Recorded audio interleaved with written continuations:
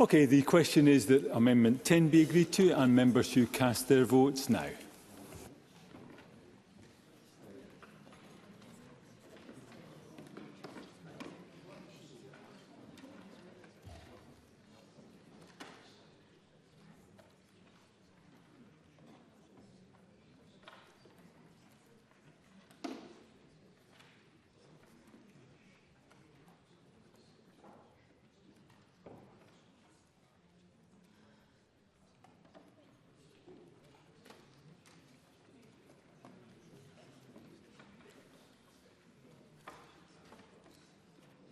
And the vote is now closed.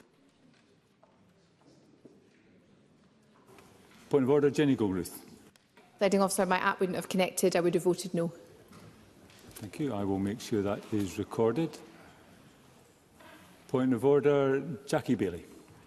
Apologies, Presiding Officer. My app wouldn't connect. I would have abstained. Thank you. I will make sure that is recorded. Point of order, Ariane Burgess. My app didn't connect. I would have voted no. Thank you, Ms Burgess. I'll make sure that is recorded.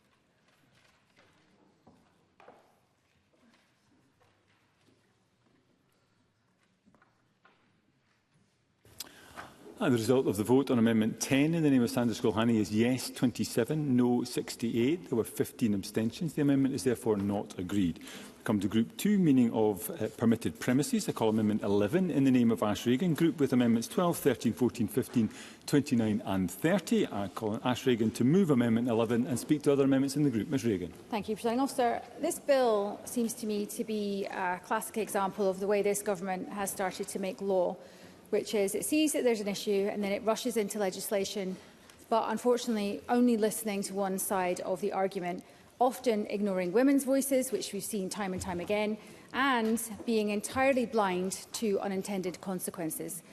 The majority of aesthetics customers, 80% of them we think, are women, and the majority of providers are women. And I want to be clear at the outset, I want aesthetics provided in safe, clean premises by qualified practitioners. But I am concerned that this is not what will happen should this bill pass. Now, I think we all are aware that aesthetics is now a growing area, and whatever we think of that, that is something that I can't see declining over the next few years. There's new innovations coming through every few months. There's a growing number of first-time clients. So I think this is an area that Scotland needs to get this right. Now, 80% of the providers in this space are non-medical. And I was contacted by a constituent who I imagine is far from unusual in this context. And I want to put her story to the Chamber because she feels that despite doing everything right, that no one is listening to her. So she's been running her own clinic for 16 years. She's been supporting herself and her young family, and she also employs other women, many of whom are mothers with small children who want to work flexibly. She holds regulated off-qual qualifications in aesthetic practice at level 5 and 7, which cost her £15,000, and the level 7 qualification required over a year of structured study covering facial anatomy, complications management, clinical assessment and patient safety. And she also maintains a level 3 first aid, including anaphylaxis training. So she says in her own words, "My clinic operates as a fully licensed premises. I hold a skin piercing licence from Edinburgh City Council. My business is fully insured, and insurance within the aesthetic sector requires practitioners to demonstrate appropriate training, treatment protocols, risk assessments and clear procedures for managing complications before any cover is granted. And these safeguards are already a fundamental part of responsible practice in this field." She says, "In the past year alone, I've safely treated 496 injectable clients in my clinic." But under the current drafting, the interaction between Section 3 and 4 of the bill means that our permitted premises are effectively limited to clinics run by a prescribing doctor, nurse, dentist or pharmacist. And in practice, this means that the ability to operate a clinic may depend on professional title rather than on aesthetic-specific training or experience. My constituent is what we say we want: responsible, safe, highly trained in her field and a responsible employer. But because she's non-medical, like 80% of the providers in this industry, she wouldn't be able to continue her business as it is. A business that she, like many other women, have built up and invested thousands in investing over the last 16 years. And from my reading that I've done so far on this, it appears the government doesn't know how many women, like my constituents, that it will be putting out of business or out of a job. So I'm wondering if the Minister can cover that when she next gets to her feet. I feel that this is irresponsible lawmaking and that there's a potential that these businesses should be being compensated. If legislation is going to result in business closure, at the very least, the government should know how many businesses will be affected. So my amendments in this group would ensure that the bill recognises appropriately qualified non-healthcare aesthetics practitioners and premises within the regulatory framework. Amendments 11, 13 and 14 recognise non-healthcare aesthetic professionals within Section 4 and define that role by reference to a qualification threshold, which I know the government has spoken about in earlier stages of the progression of this bill.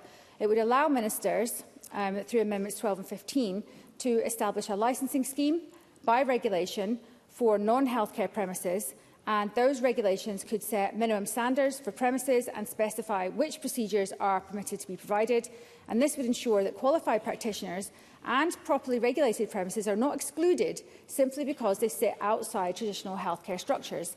And Amendments 29 and 30 are consequential, and they ensure that regulations made under these provisions would be subject to affirmative procedure. And this means Parliament can obviously scrutinise and approve these regulations at a later date.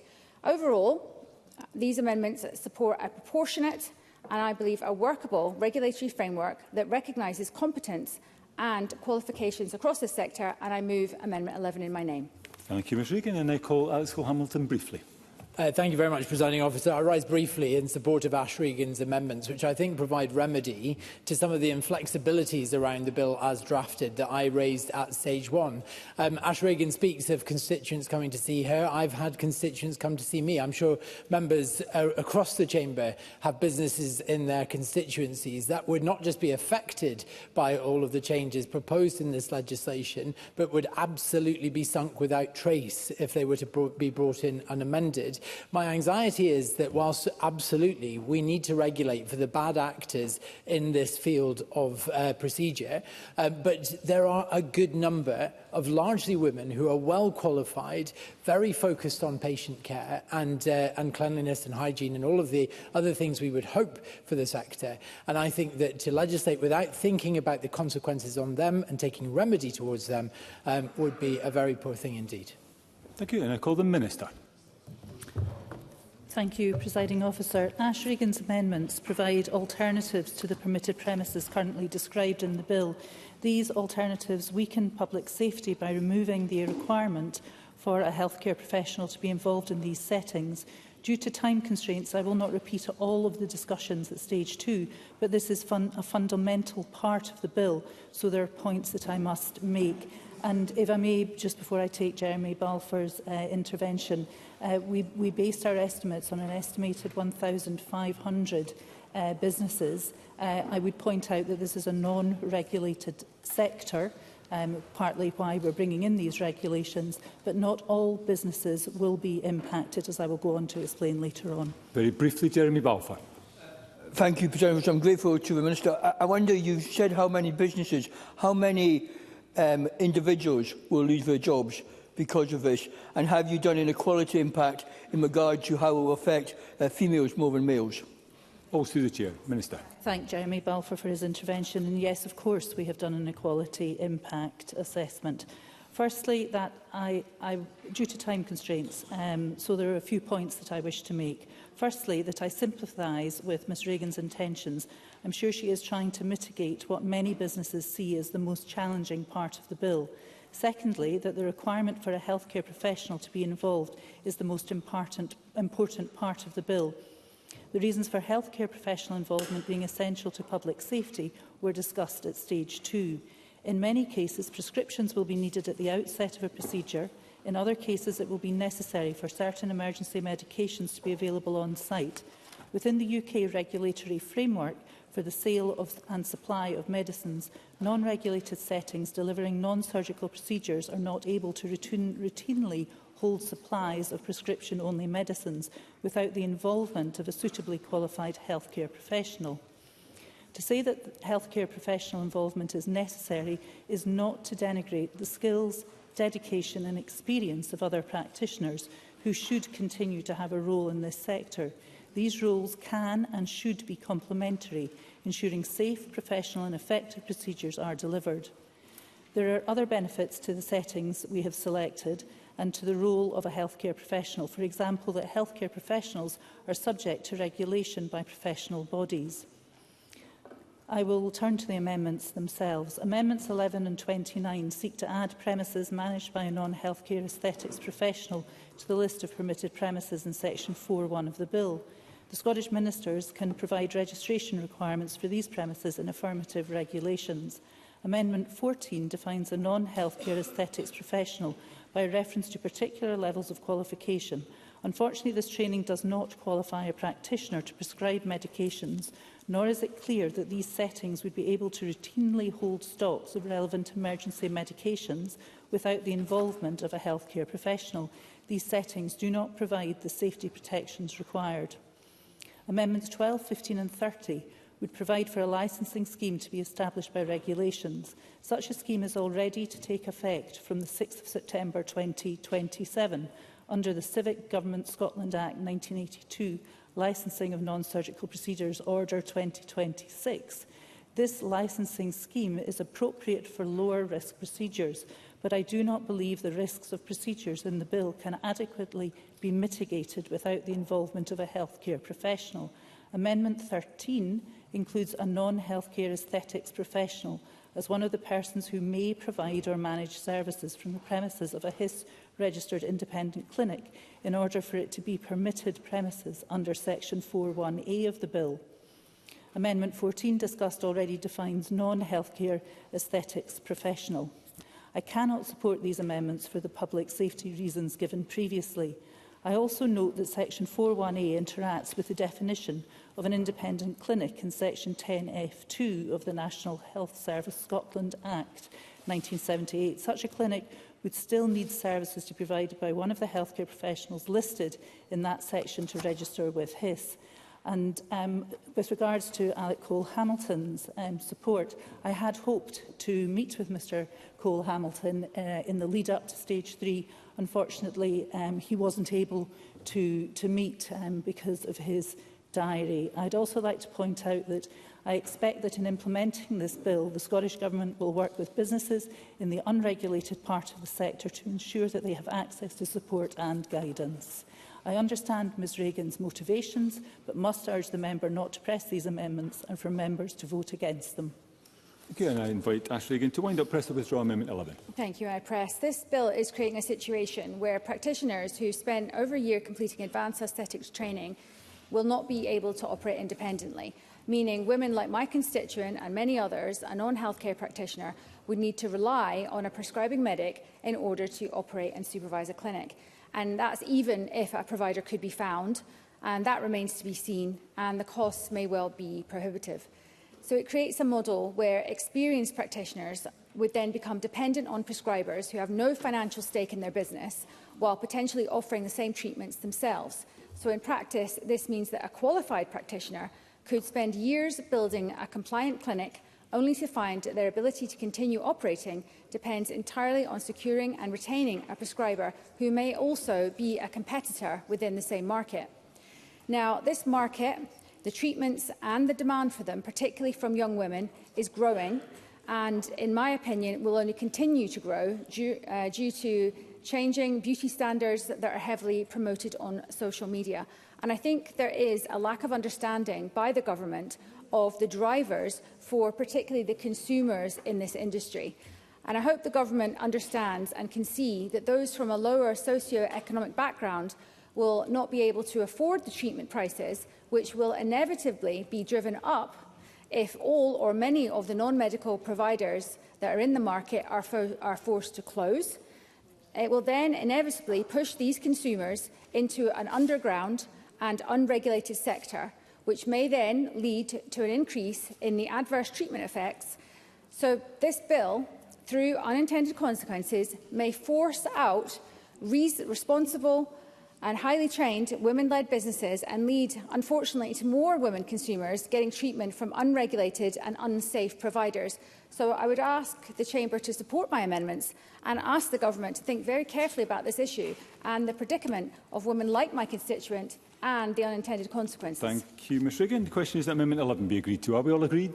Parliament's not agreed with division, and members should cast their votes now.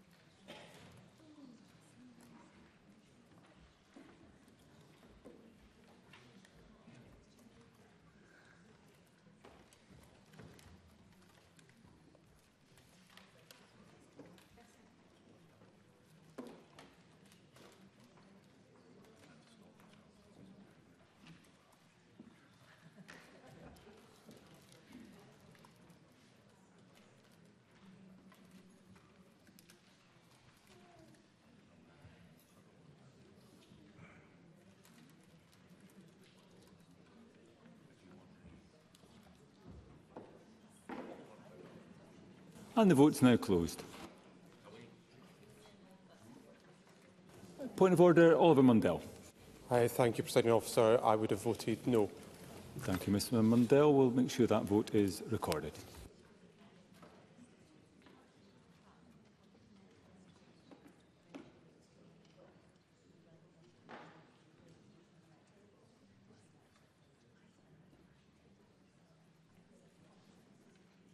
And the result of the vote on Amendment 11 in the name of Ash Regan is yes 6, no 102. There were 2 abstentions. The amendment is therefore not agreed. I call Amendment 12 in the name of Ash Regan, already debated with Amendment 11. Ash Regan to move or not move? Moved. The question is Amendment 12 be agreed to. Are we all agreed? Parliament's not agreed. There will be division and members should cast their votes now.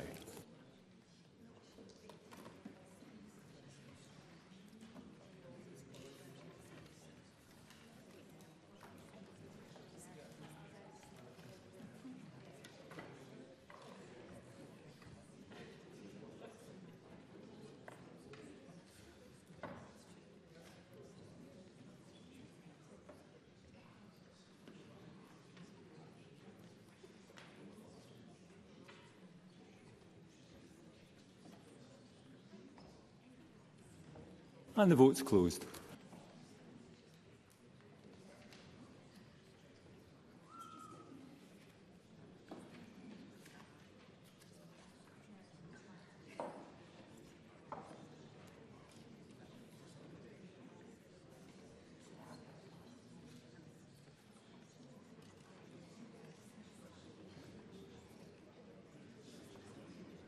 The result of the vote on Amendment 12 in the name of Ash Regan is yes 6, no 104. There were 2 abstentions. The amendment is therefore not agreed. Call Amendment 13 in the name of Ash Regan, already debated with Amendment 11. Ash Regan to move or not move? Moved. The question is that Amendment 13 be agreed to. Are we all agreed? Parliament's not agreed. There will be a division. Members should cast their votes now.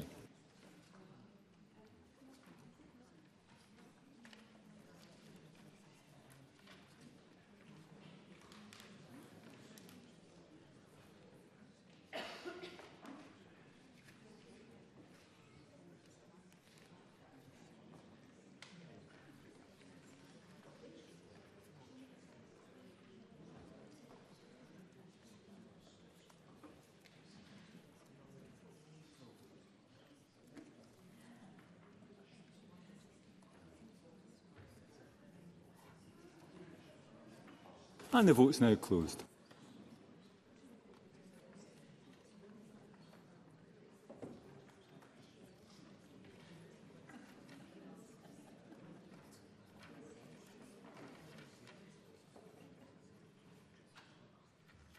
The result of the vote on Amendment 13 in the name of Ash Regan is yes 5, no 106. There were 1 abstention. The amendment is therefore not agreed. I call Amendment 14 in the name of Ash Regan, already debated with Amendment 11. Ash Regan to move or not move? Moved. The question is that Amendment 14 be agreed to. Are we all agreed? Parliament's not agreed. There will be division and members should cast their votes now.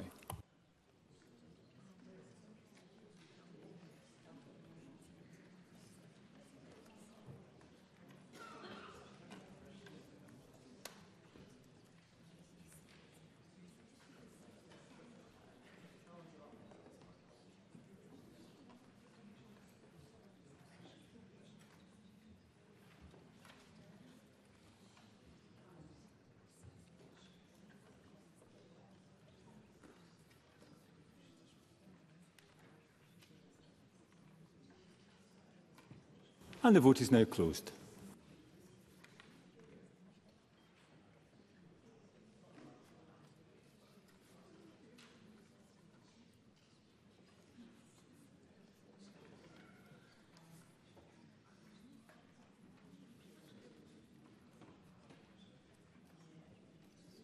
The result of the vote on Amendment 14 in the name of Ash Regan is yes 6, no 103. There was one abstention. The amendment is therefore not agreed. I call Amendment 15 in the name of Ash Regan, already debated with Amendment 11. Ash Regan, to move or not move? Moved. Question is that Amendment 15 be agreed to. Are we all agreed? Parliament is not agreed. There will be a division and members should cast their votes now.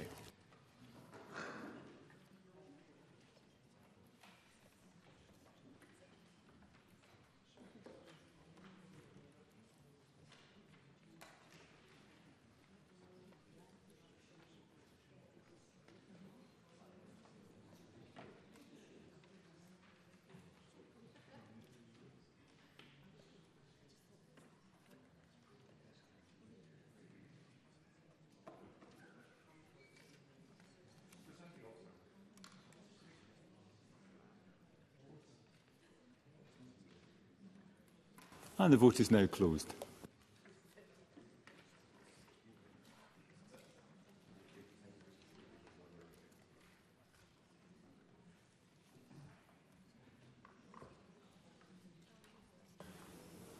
And the result of the vote on Amendment 15 in the name of Ash Regan is yes 6. There were no 106. There were no abstentions. The amendment is therefore not agreed, which takes us to Group 3, Regulations, Power to make further provision and consultation requirements. I call Amendment 16 in the name of Sanders Gulhani, group with amendments as shown in the groupings. Sanders Gulhani to move Amendment 16 and speak to other amendments. Dr Gulhani. Thank you. Amendment 16 requires that when ministers make regulations imposing further restrictions and requirements on non-surgical procedures, for example around training, qualifications or supervision, that they must include transitional or saving provisions that ministers consider appropriate. Now, this should include the timescales for compliance and phased implementation period for providers. So this amendment is required because there is a great deal of concern from businesses at stage 1 about the impact new regulations would have on them and how they would be able to make the transition to the new regulatory scheme. Stage 1 report from the Health Committee concluded that the Scottish Government should provide appropriate support and guidance to help responsible providers of non-surgical procedures to make the transition successfully to the new regulatory framework. Stage 1 report also went on to say that there be a need for additional information and support to be provided to accompany the bill's implementation to help providers to take the steps necessary to comply with the law. Now, my amendment addresses the concerns of businesses and the committee by ensuring that when regulations are made, which impose new requirements, they must be accompanied by transitional or saving provisions that ministers consider appropriate. This should include the timescales for compliance and a phased implementation provided for providers. This helps businesses, leaves flexibility for ministers and ensures providers can effectively comply with new regulations. Thank you. I call on the Minister to speak to Amendment 3 and other amendments in the group. Minister. Thank you, Presiding Officer. Amendments 3 and 4 build on the helpful provision introduced by Ms Mackay at Stage 2 to specify that regulations under Section 5(1) may make provision for requirements for certain higher risk groups. Dr Gulhani at Stage 2 raised the need for guidance in relation to mental health conditions, particularly body dysmorphic disorder. While I would expect existing clinical guidance and a healthcare professionals' training on informed consent and shared decision-making to be sufficient here, I acknowledge that specific additional provision may be helpful. I have therefore built on Ms Mackay's amendment to introduce a specific reference to mental health in Section 5(2)(e) as matters on which regulations may be made. Dr Gulhani's Amendment 16 requires that regulations under Section 5(1) must include certain transitional and saving provisions.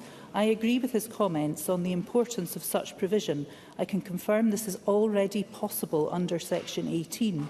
The amendment is unnecessary and I cannot support it, as a transitional provision specified may not always be the most appropriate.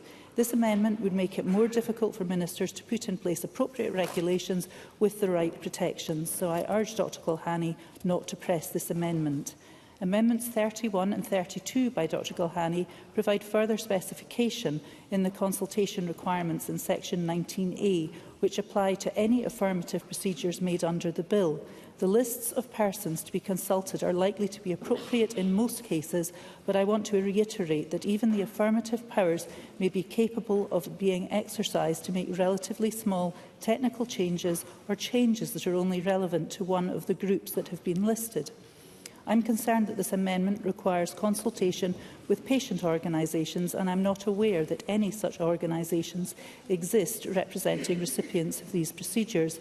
As a result, it may not be possible to comply with this duty, and I would not want that to prevent us from making necessary regulations in this area or add increased bureaucracy.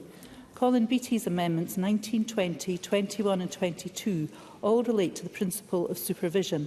I was pleased to support Fulton McGregor's amendment at stage 2 that created a requirement for regulations under section 5(1) to be made, specifying training or qualification provisions for persons providing non-surgical procedures within 3 years of section 3 of the bill being commenced. If it is not practical to do this, a report must be laid before Parliament explaining why. I supported this because of the broad consensus across the Parliament about the importance of establishing training and qualification standards. Supervision is a matter of similar importance and concern, and I'm happy to support these amendments that make similar provision, and I was appreciative of having conversations with Carol Mochan in this area too. While the timing of training and supervision regulations are not entirely within the gift of the Scottish Ministers, I am comfortable with the length of time specified in section 5(5) and the option available at section 5(6) for Ministers to be held to account if the Government cannot meet these expectations. I urge members to support amendments 19 to 22 in Colin Beattie's name and amendments 3 and 4 in mine. And I urge Sandesh Gulhani not to press amendments 16, 31 and 32. Thank you. I call Colin Beattie to speak to Amendment 19 and other amendments in the group. Mr Beattie. Thank you, Deputy Presiding Officer. Amendments 19 to 21 amend section 5(5) of the bill, which currently provides that Scottish Ministers must lay a draft of an SSI containing regulations under section 5(1), specifying requirements about the training or qualifications of persons who may provide a non-surgical procedure within 3 years of section 3 coming into force. These amendments are a requirement for regulations on supervision to this section, meaning the Government should lay a draft SSI within 3 years of section 3 coming into force. Amendment 22 amends section 5(6) of the bill to make clear that more than one set of regulations may be laid to cover all of the matters mentioned in the amended subsection 5. As this bill was passing through Parliament, I have been keen to support non-medical practitioners in their efforts to have their skills and training recognised in the bill. I have met with a number of practitioners who all agree that the sector is in need of regulation. However, some of these business owners have spent tens of thousands of pounds on their training and facilities. It is vital we must bring these practitioners with us, move towards providing upskilling and training to enable a fair transition and prevent mass closure of businesses. In my discussions with the Minister, I advocated for a national governing body to be established by practitioners with the support of the Scottish Government. Understandably, I was informed that this cannot be achieved through this bill. I hope that if the industry decide to go down this route, that the Scottish Government can support them. I appreciate this is not possible at this stage due to the UK Internal Market Act. However, I hope members will support these amendments, which provide competent non-medical practitioners with the assurance that the Scottish Government are committed to a pathway into a safer, regulated industry. And I'd like to just finish by thanking the Scottish Government for working with me on these amendments, and I would urge members to support these. Thank you. I call Carol Mochan very briefly. Thank you, Presiding Officer. We will be supporting all the amendments in this area. Scottish Labour's approach to the bill has always been to take the view of safety first, but we think that, of course, there are businesses, as Dr Gulhani mentioned, who are working very professionally, and we would seek to make sure there was that transition and support to businesses in order that they could practice. Thank you. Thank you. And I call on Sandesh Gulhani to wind up. Press to withdraw Amendment 16. Dr Gulhani. Thank you, Deputy Presiding Officer. And apologies to the Chamber and yourself, because I didn't mention 31 and 32 that I have in this, where 31 requires ministers to consult people when they make regulations, and my 32 clarifies the people that ministers must consult before they can make regulations. As Carol Mockin has said, I do feel that these are sensible amendments, and I do hope the Chamber would be able to agree with us, and I would like to press. Thank you. The question is that Amendment 16 be agreed to. Are we all agreed? Parliament's not agreed. There will be division in members who cast their votes now.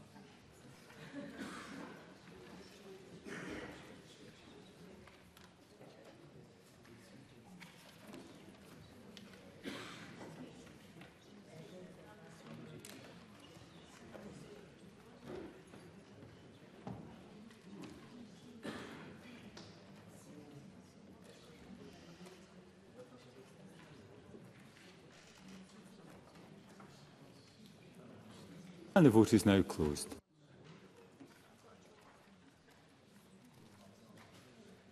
Point of order, Christine Graham. Thank you, Deputy Presiding Officer. I would have voted no. I couldn't connect. Thank you. Thank you. I'll make sure that's recorded. Point of order, Paul O'Kane.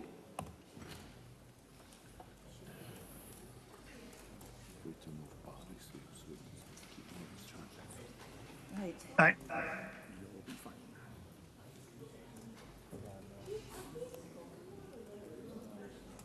Point of order, Paul O'Kane.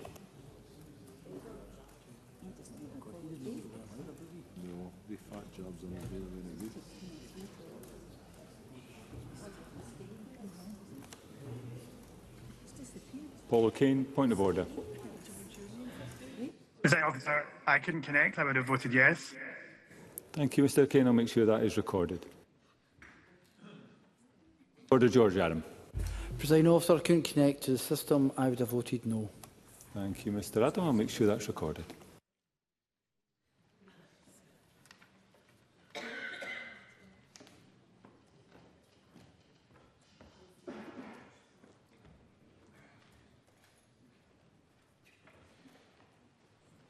And the result of the vote on Amendment 16 in the name of Sandra Skolhani is yes 45, no 68. There were no abstentions. The amendment is therefore not agreed. I call Amendment 3 in the name of the Minister, already debated with Amendment 16. Minister to move formally. The question is that Amendment 3 be agreed to. Are we all agreed? Yes. Parliament is agreed. I call Amendment 4 in the name of the Minister, already debated with Amendment 16. Minister to move formally. Moved. Thank you. The question is that Amendment 4 be agreed to. Are we all agreed? Yes. Parliament is agreed. Takes us to Group 4, Qualifications and Training. I call Amendment 5 in the name of Jeremy Balfour, group with Amendments 17, 18 and 23. Jeremy Balfour to move Amendment 5 and speak to the other amendments in the group. Mr Balfour. Thank you, Deputy Presiding Officer. I have to confess, when I saw this bill come before Parliament, it wasn't one I was expecting to have to engage with directly. But over the last few months, like Alex Cole-Hamilton and Ash Regan and others, I have been approached by numerous sole traders and businesses in regard to the effect that if this bill is passed, will have particularly on small businesses and particularly on young women who have gone and sought to do this as a trade. Presiding Officer, I move Amendment 5. The intention behind this amendment is to simply make sure that non-surgical cosmetic procedures are carried out safely and by people with the appropriate level of expertise. While these procedures are often described as non-invasive, we know that when things go wrong, the consequences can be significant, ranging from infection and tissue damage to long-term complications. For that reason, it is essential that those carrying out procedures independently have a sufficiently high level of training and competence. At the same time, I want to recognise that there are many practitioners who have spoken to me in this sector who have invested significant time and effort in gaining meaningful qualifications and building professional standards. This amendment is very much about recognising the expertise. It ensures that those with the appropriate level of qualification are able to practice independently and with confidence, while also giving the public reassurance that the standards that apply across the sector. Specifically, the amendment would mean that practitioners can provide non-surgical procedures unsupervised if they either are a regulated medical profession or a non-medical practitioner with a qualification relevant to the procedures they are providing at a level equivalent to at least level 11 on the Scottish Credit and Qualifications Framework. This reflects a high level of knowledge and competence appropriate for independent practice. Importantly, this amendment is not about shutting people out of the sector. Where a practitioner does not yet meet that threshold, they could still be able to practice, but with a supervised framework under an appropriate qualified medical professional. This allows people to continue working, gaining experience and developing the skills, and ultimately getting the qualification. In that sense, the amendment aims to strike a fair and, I believe, proportionate balance. It recognises and supports those practitioners who have undertaken advanced qualifications while ensuring that robust safeguards are in place to the public. Ultimately, this is giving the public safety, but protecting small businesses. Because, Deputy Presiding Officer, if we do not do this, we are going to find people who will go to other parts of the country. We will see people setting up completely unregulated, and there will be greater health consequences because of that. And we will see many small businesses closing and people being put out of work who have put in a significant amount of money. Ultimately, people undergoing these procedures deserve the confidence that the person treating them has the right expertise and the appropriate oversight exists. I believe Amendment 5 does that, and I would encourage colleagues to support it. Thank you. Thank you, and I call Ash Regan to speak to Amendment 17 and other amendments in the group. Thank you, Presiding Officer, and I'd just like to say to Jeremy Balfour I will support his amendment in this group as well. Injectable aesthetic procedures are not typically taught within most undergraduate medical or nursing degrees, and as a result, practitioners entering the aesthetic sector when they're medical often obtain their training on these procedures through separate aesthetics training courses. By contrast, non-medical practitioners who have often received qualifications regulated to level 7 in aesthetic practice are focusing entirely on facial anatomy, complications management and safe aesthetic practice. And this bill would create the odd position of highly trained aesthetics practitioners needing to then be supervised by a medical practitioner with only a few, or possibly with only a few hours of aesthetics training.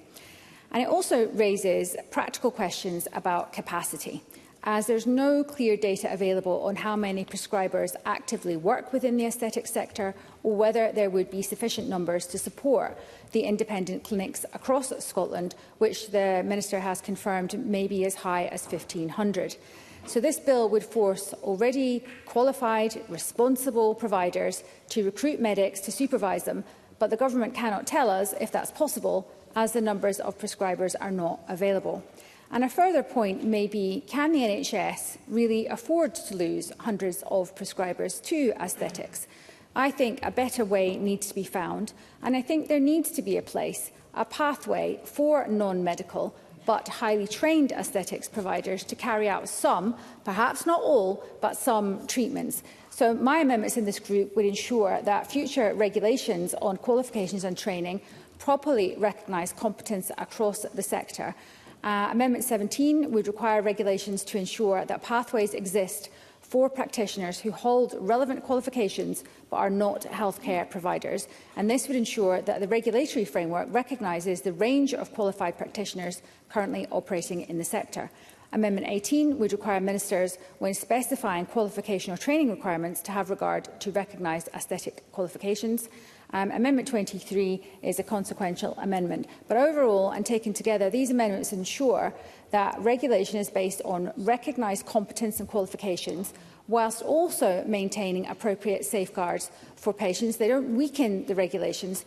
but they ensure that the framework recognises qualified practitioners and allows ministers to regulate the sector proportionately rather than excluding the sector entirely. And I hear from across the chamber there is recognition that many women-led small businesses are going to be put out of business by this bill. If we don't support amendments such as the ones from Jeremy Balfour and myself, there is no pathway to do that, and these women-led businesses will be put out of business. So I move Amendment 17 in my name. Thank you. Very brief contribution from Fulton McGregor. Thank you, Presiding Officer. I will be very brief.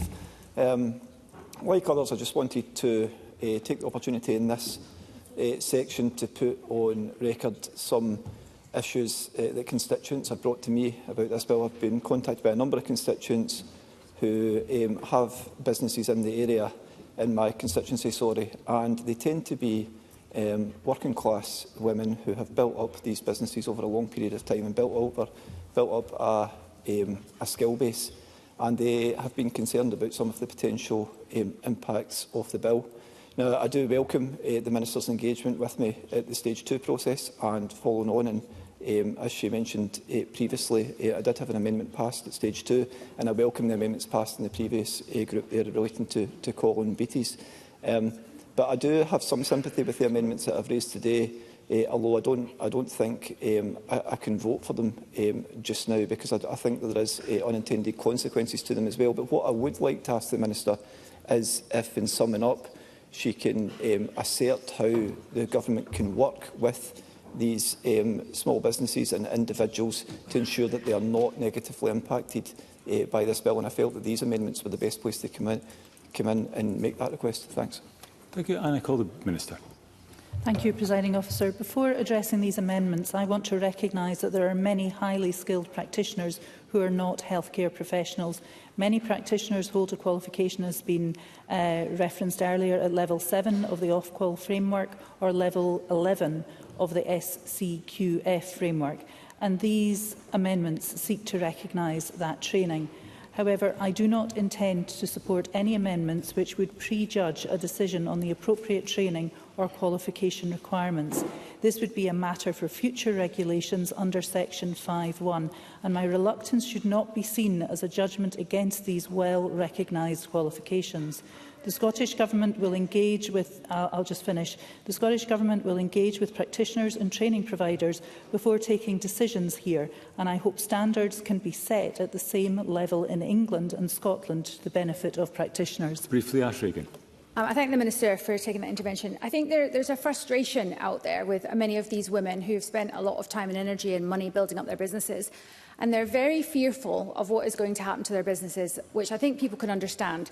So the Minister seems to be suggesting there that it is the Government's intention to provide a pathway for non-medical providers. Can the Minister confirm that that is what she's saying to the Chamber today? Minister.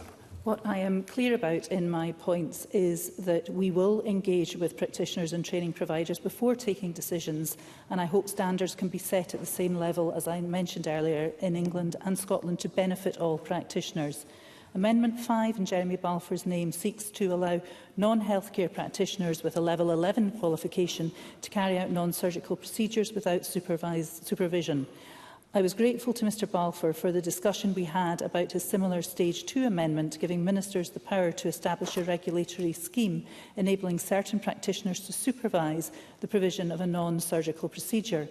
This amendment appears to seek to allow practitioners who are not healthcare professionals to provide procedures without healthcare professional involvement. As I've said in relation to Group 2, it is fundamental to the bill that a healthcare professional is involved in settings providing procedures complementing the aesthetics practitioners. For example, in the event of complications requiring the emergency administration of medicines. This amendment also predetermines training and supervision standards, something which is still to be developed and consulted upon.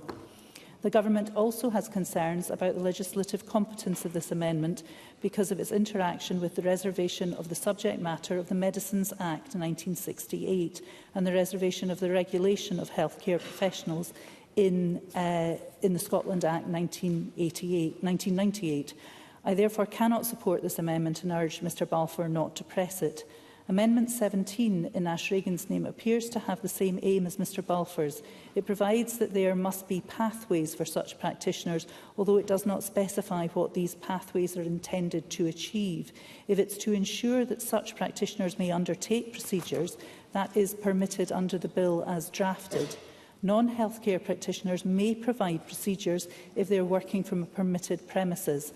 If the member intends that such practitioners should be able to provide procedures without reference to a healthcare professional, then I would resist this for the reasons I gave in relation to Amendment 5. Ms Regan's amendments 18 and 23 provide that ministers must have regard to recognise aesthetics qualifications, the Level 11 qualifications discussed already. I regret that this cannot be accepted, as it would prejudge the consideration I raised earlier. I would like to provide assurance that the Government will consider these and other qualifications that I noted earlier when setting qualification standards. I urge Ms Regan and Mr Balfour not to press their amendments, and if pressed, I would urge members not to support them.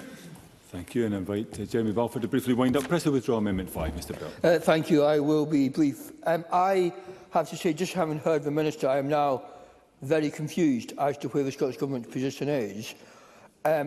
In one breath, she says we can't accept these amendments because there's always got to be a medical practitioner present. And then in the next sentence, she says, actually, we want to talk to the businesses about how we can regulate this going forward. So I think there is real confusion, not only in this chamber, but I expect more importantly there's going to be real confusion amongst small businesses across my region as to what this government is going to do in the future. And for that reason, I will press my amendment. Thank you. The question is Amendment 5 be agreed to. Are we all agreed? Parliament's not agreed. There will be a division, and members should cast their votes now.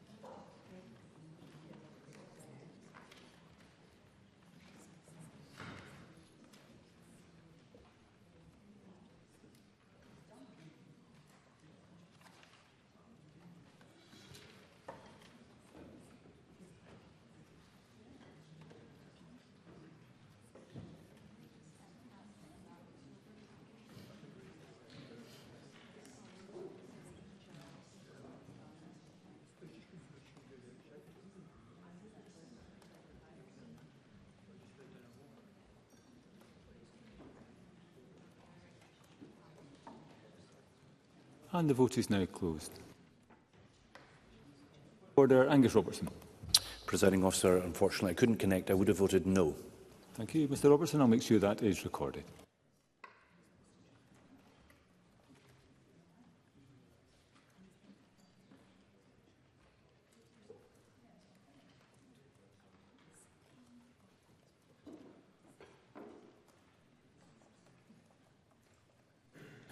And the result of the vote on Amendment 5 in the name of Jeremy Balfour is yes 6, no 87. There were 19 abstentions. The amendment is therefore not agreed. I call Amendment 17 in the name of Ash Regan. Already debated Amendment 5. Ash Regan to move or not move? Moved. The question is Amendment 17 be agreed to. Are we all agreed?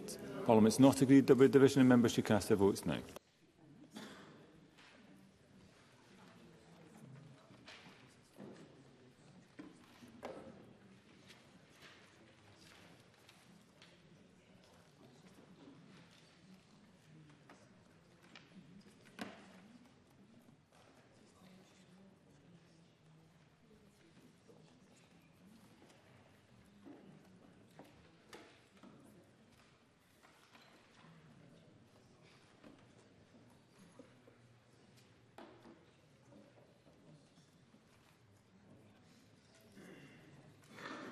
And the vote's closed. Point of order, Angus Robertson. Presiding Officer, I'm still having trouble connecting to the system. I would have voted no. Thank you, Mr Robertson. I'll make sure that's recorded.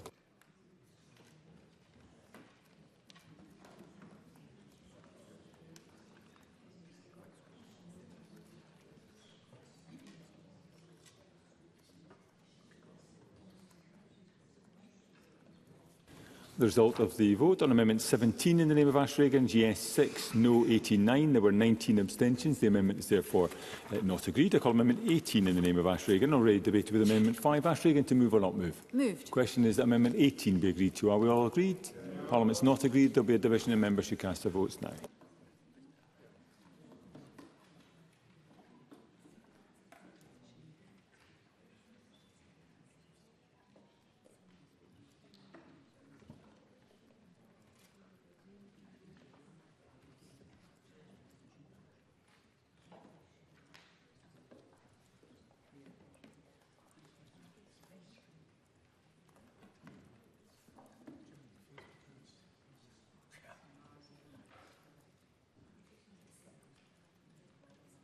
Votes closed.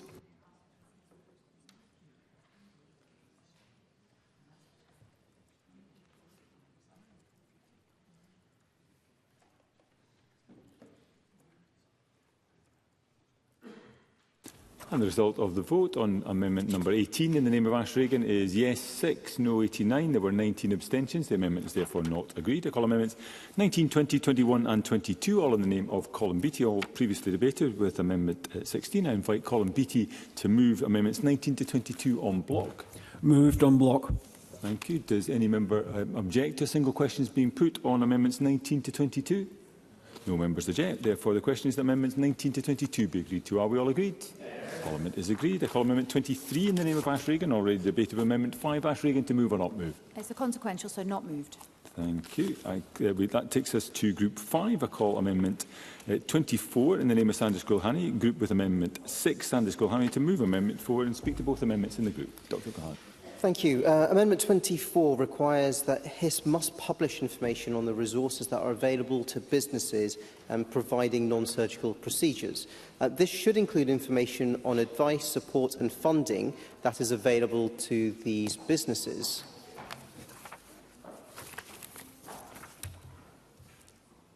I would encourage members to keep their devices off or on silent. Dr Gulhani, please continue. As we know, businesses are concerned about the impact that the bill will have on them and how they would be able to make the transition to this new regime. Now, Stage 1 report said that the Scottish Government should provide appropriate support and guidance to help responsible providers of non-surgical procedures to make the transition successfully to the new regulatory framework. A previous amendment that I put forward was deemed inadmissible due to the cost involved, and this absolutely does not have a cost involved. All I'm trying to seek here is to ensure that there is something available for businesses. Thank you. I call Gillian Mackay to speak to Amendment 6 and both amendments in the group. Thanks, President Officer. I'd like to thank the Scottish Government for working with me on this amendment. A number of members proposed amendments at Stage 2 that would have required the production of guidance. The proposals for guidance covered a range of issues, and I'd like to thank the Minister for working with me on this amendment, which provides a single requirement, including listing issues that may be included in that guidance. This focuses on guidance appropriate to businesses rather than matters more suited to clinical guidance or judgment, which may interfere with professional and clinical guidance, rightly issued, for example, by the professional or Royal Colleges and Regulators of Healthcare Professionals. Consideration of any relevant clinical guidance would be a part of the role that should be undertaken by the healthcare professionals involved in the procedures. The amendment places a duty on the Scottish Ministers to issue guidance in relation to the provision of non-surgical procedures. The guidance may include information about the requirements which are imposed by Part 1 of the Bill and steps which have been taken by providers to comply with those requirements. The guidance must be published and may be revised or revoked, and I urge members to support my amendment. Thank you. And briefly, Carol Mock.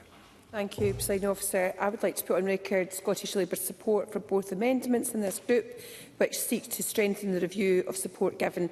Amendment 24 requires for HIS to publish information on the additional resources given to businesses, including advice, support and funding, ensures that providers are supported during the transition, while Amendment 6 sets out in great detail the type of guidance which should be given to help compliance with the bill.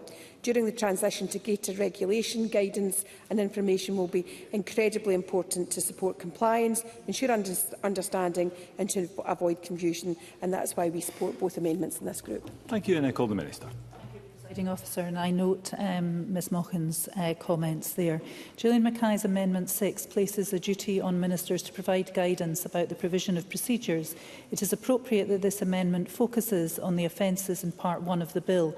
These are providing a non-surgical procedure to a person under 18 and providing a non-surgical procedure out with a permitted premises, and the steps providers will need to take to meet these requirements. I'm grateful to Ms Mackay for working with me and to other members who raised issues around guidance. I hope members are content that this single guidance provision has the flexibility to encompass the topics businesses want in guidance, and that members will support Amendment 6. Amendment 24 in Sandesh Gulhani's name overlaps with Amendment 6 to some degree. It would require HIS to publish certain information on resources available to businesses providing non-surgical procedures. I welcome my recent discussion with Dr Gulhani on this topic, and I know he noted my comments about there being resources available for businesses. As well as Amendment 6's requirements for the Scottish Government to issue guidance, Amendment 24 would place a duty on HIS to publish information about support available, such as the resources I highlighted previously from local authorities and Business Gateway. It is more appropriate for this information to be included within the guidance published by the Scottish Government rather than a legal responsibility for Healthcare Improvement Scotland. So I ask Dr Gulhani not to press Amendment 24 and members to support Amendment 6. Okay, I call Sandesh Gulhani to wind up, press or withdraw Amendment 24. Thank you. We do support Amendment 6, and I will not be pressing Amendment 24. Thank you. I think you'll have to withdraw. The member seeking to withdraw Amendment 24. Does any member object? For Amendment 24 is withdrawn. I call Amendment 6 in the name of Gillian Mackay, already debated with Amendment 24. Gillian Mackay to move or not move? Moved. The question is that Amendment 6 be agreed to. Are we all agreed? Parliament is agreed. Takes us to Group 6. Call Amendment 25 in the name of Sandesh Gulhani, group with Amendments 26, 27, 28, 33 and 37. Sandesh Gulhani to move Amendment 25 and speak to the other amendments in the group. Dr Gulhani. Thank you, Deputy Presiding Officer. There are a number of amendments in this group. So, Amendment 25. So, before the offences in the bill can come into force, ministers must review the capacity of HIS to enforce them. And I think that is quite important because we want to make sure that we have the capacity available for the regulator to be able to do the work that it actually wants to be doing, and in the way as well that we would want it to be done. Amendment 26 in this group is to look at a review of his capacity and what it's done in its enforcement within 1 year of the bill coming into force. And Amendments 25, 33 and 37 is really for a review of the capacity of what we have for HIS. 37 provides the offences introduced in the bill cannot come into force until the review has been conducted, and 35 is consequential. That just allows for the review to be conducted. Thank you, Dr Gulhani. I call Cara Mochan to speak to Amendment 27 and other members of the group. Ms Mochan. Thank you. My own Amendment 27 seeks to add further detail and what a review of Part 1 of this bill should include. It comes from concerns around the support and guidance given to industry once the bill comes into force, and it touches on some of the points made in the last groupings. Amendment 27 states that a review of Part 1 should include an assessment of support provided to providers of non-surgical procedures, including those who are independent and non-medical. It would also require an assessment of the training opportunities available to assist providers to upskill, including qualification and accreditation pathways for practitioners, including those who are non-medical, and a review of the guidance provided in relation to minimum training and competence requirements. During stage 1 of the bill, the committee raised concerns about provision in remote and rural areas and financial costs to providers. Therefore, a review must also consider these points. At stage 2, the Scottish Government were widely supportive of the principles of this amendment. I recognise that Stuart McMillan's Amendment 28 shares a similar objective to my own and also outlines what a review of the bill should include. While I support Amendment 28, I would note that the amendment lacks detail of specifics, particularly when considering the support given to businesses and guidance given to the sector. Turning to other amendments in the group, I support Amendments 25, 26, 33 and 37 in the name of Sandesh Gulhani. They seek to introduce proper checks and balances on the available capacity of HIS, who will be enforcing the bill. During stage 1, the committee had concerns about resources and enforcement challenges, as HIS is given new powers of enter, search and seize at unregistered premises. It therefore seems reasonable to ask that a review of HIS capacity is carried out, as enforcement is a large part of this bill. Thank you. Thank you, Ms Morgan. I call on Stuart McMillan to speak to Amendment 28 and other amendments in the group. Mr McMillan. Thank you, Presiding Officer. Presiding Officer, I brought forward section 15A at stage 2, but after discussion with the Minister, I would like to replace it with a more comprehensive amendment, which in essence covers what I actually want to establish. And I do want to thank the Minister for working with me on this amendment. Now, members have raised concerns about the lack of post-legislative scrutiny for many years, hence the reason why I lodged the amendment at stage 2 in the first place. But in the current section 15A of the bill places the duty on the Scottish Ministers to review the operation of Part 1 of the bill within 5 years of section 3 coming into force, in recognition of the concerns which persist around the impact of the bill on businesses. Amendment 28 places this section 15A with a new section providing more detail on how such a review should actually be carried out. Now, the 5-year period was chosen because the provisions of section 3 in part 1 will have been in place for a few years, and with a fast changing sector and new procedures being developed quickly, a review after 5 years will provide the Scottish Government with an opportunity to actually reflect on the changes and also additions that are required to Schedule 1 and also section 3. Therefore, the review must look at the inclusion of all the types of procedures that are listed in Schedule 1 and the operation of Part 1. This will include an assessment of the impact on businesses, the enforcement of requirements of Part 1 and any other matters Ministers may think appropriate. This could include other matters raised by members that happen at stage 2. Now, Ministers can delegate the carrying out of the review and the subsequent preparation and publication of a report to another individual body or body if they consider that to be more appropriate. Whoever carries out the review, though, must consult Healthcare Improvement Scotland, the Chief Constable of the Police Service and any other person or organisation they consider appropriate. And also, Ministers must lay the report prepared before Parliament. I'm sure that we all want the same outcome, which is ensuring that procedures are performed as safely as possible. And this amendment will help to ensure the legislation can be updated quickly, if required, after any review. And I can see why Sandesh Gohani has introduced his amendments to the group, but I consider that my amendment actually covers his points, so I would ask members not to support them. I would urge members to support Amendment 28. Thank you. Thank you, Mr McMillan. I call the Minister. Thank you, Presiding Officer. I agreed at stage 2 it was important to put in place a review of the bill, so I thank Mr McMillan for Amendment 28. This strengthens his stage 2 amendment, which inserted section 15A. It provides for a broad review provision at a point at which it will be possible to fairly assess the bill's impact. Given the rapidly changing nature of this sector, Scottish Government will need to keep the procedures in Schedule 1 under review so it remains effective and proportionate. Amendment 28 will provide an opportunity to review how effective the Scottish Government has been in doing that. The amendment also requires an assessment and report by Scottish Government of the operation of Part 1 of the bill, in particular the impact on businesses and enforcement. I hope members will support this amendment. I am also grateful to Ms Mochan for Amendment 27 and for her support of the bill. Unfortunately, Amendments 27 and 28 cannot coexist. All of the matters raised by Ms Mochan should be part of any consideration on the impact of business, something which must be assessed in a review under Amendment 28. I also hope my response to the amendments in Group 5 reassures members and Ms Mochan, in particular, that support for business is at the forefront of the Scottish Government's mind. Amendments 25 and 26 from Sandesh Gohani address enforcement by Healthcare Improvement Scotland. I understand the concerns raised at stage 1 about HIS's capacity to enforce the requirements of the bill, and I know HIS themselves are live to these concerns. No legislative requirement is needed to ensure that HIS can implement and enforce the bill. The Scottish Government will work with HIS to ensure they can deliver what is required. That is critical, and I'm happy to have the opportunity to repeat that, of course. Sandesh Gohani. If the Minister could reassure the Chamber that HIS have the required resources to be able to carry out what we have requested of them. Minister. I thank Sandesh Gohani for his intervention. As I have said, there will be an intense period of work between now and commencement, which involves working closely with HIS to ensure that they do have the right resources. Therefore, it would be counterproductive to put in place an additional review requirement during this period, and so I urge Dr Gulhani not to press Amendment 25. I would also urge him not to press Amendment 26, because within the timescale included, it is unlikely that data will be available to assess the effectiveness of enforcement. This matter can be addressed in the review required by Section 15A.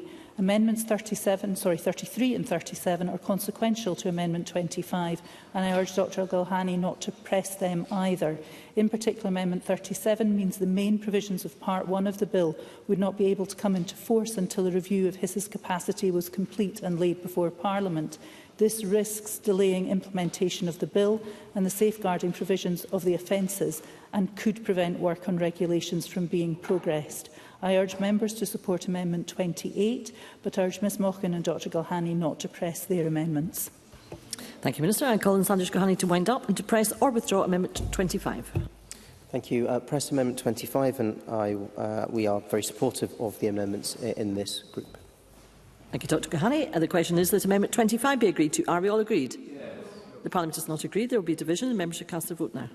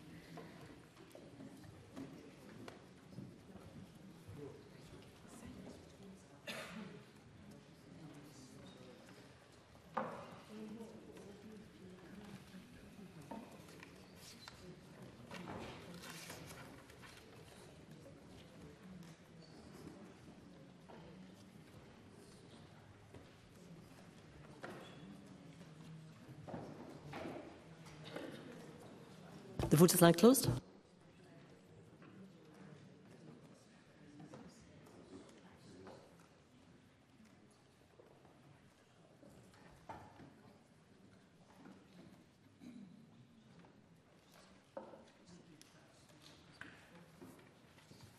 Thank you. The result of the vote on amendment number 25 in the name of Sandesh Gulhani is yes 45, no 66. There were no abstentions. The amendment is therefore not agreed. I call Amendment 26 in the name of Sandesh Gulhani. Already debated with Amendment 25. Sandesh Gulhani to move or not move? Not move. Not moved. I call Amendment 27 in the name of Carol Mochan. Already debated with Amendment 25. Carol Mochan to move or not move? Moved. Moved. The question is that Amendment 27 be agreed to. Are we all agreed? Yes. The Parliament is not agreed. There will be a division, and members should cast their vote now.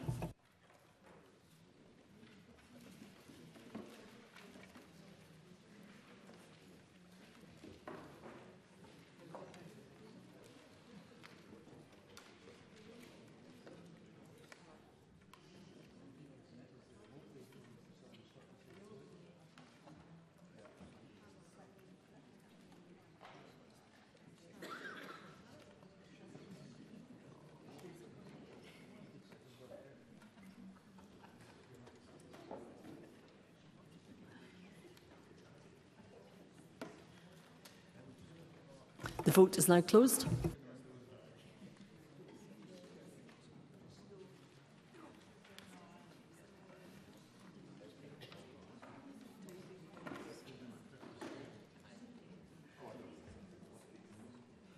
Thank you. The result of the vote on amendment number 27 in the name of Carol Mochan is yes 50, no 65. There were no abstentions. The amendment is therefore not agreed. I call Amendment 28 in the name of Stuart McMillan. Already debated with Amendment 25. Stuart McMillan to move or not move? Moved. Moved. The question is that Amendment 28 be agreed to. Are we all agreed? Yes. Are we all agreed? Yes. The Parliament is agreed, and therefore Amendment 28 is agreed to. I call Amendment 29 in the name of Ash Regan. Already debated with Amendment 11. Ash Regan to move or not move? Not moved. Not moved. I call Amendment 30 in the name of Ash Regan. Already debated with Amendment 11. Ash Regan to move or not move? Not moved. Not moved. I call Amendment 31 in the name of Sandesh Gulhani. Already debated with Amendment 16. Sandesh Gulhani to move or not move? Moved. Moved. The question is that Amendment 31 be agreed to. Are we all agreed? Yes. The Parliament is not agreed. There will be a division. Members should cast their vote now.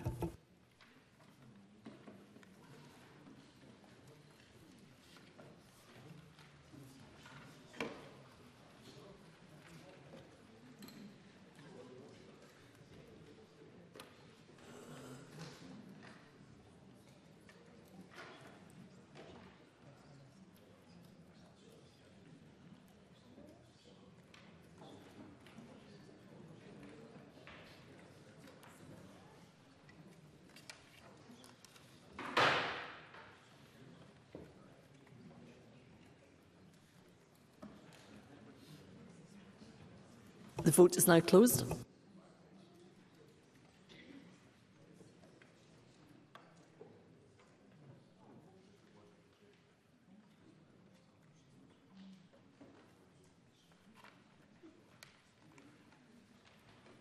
Thank you. The result of the vote on amendment number 31 in the name of Sanjay Gohani is yes 46, no 67. There were no abstentions. The amendment is therefore not agreed.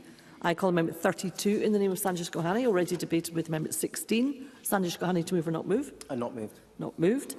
I call amendment 33 in the name of Sanjay Gohani, already debated with amendment 25. Sanjay Gohani to move or not move? It's consequential, not moved. Not moved. Okay, so we now turn to Group 7 on commencement. I call Amendment 34 in the name of Jeremy Balfour, group with Amendments 7, 35 and 36. And I call on Jeremy Balfour to move Amendment 34 and speak to other amendments of the group. Mr Balfour. Thank you, Deputy Presiding Officer. Presiding Officer, I move Amendment 34. This is a small draft amendment intended to improve the clarity of Section 20. As the section is currently written, subsection 1 could potentially be read on its own without clear reference to subsection 3, even though the two provisions are meant to work together.